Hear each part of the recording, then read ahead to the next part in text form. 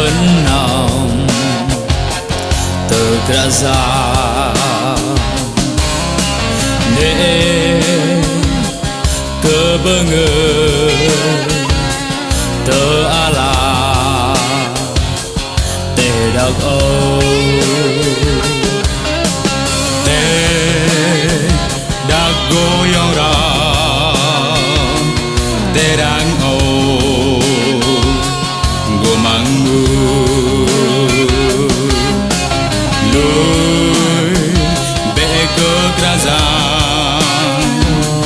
de tedro ari liu em quay bơ hơi thời nào to kerajaan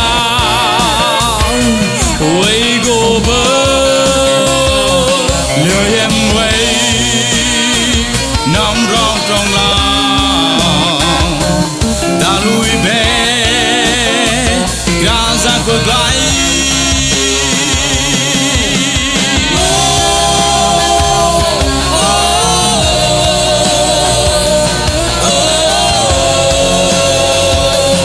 Inh Klaih Bơih,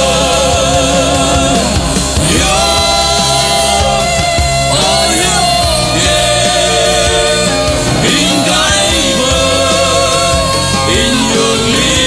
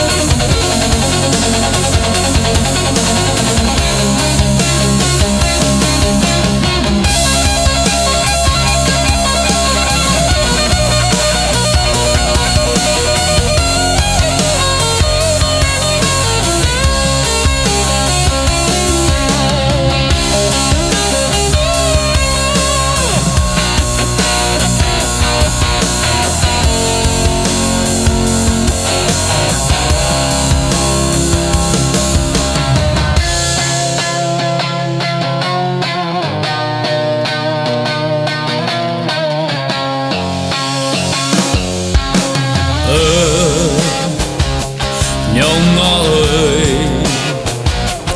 be benang terkerajaan ne kebengen teala te dak âu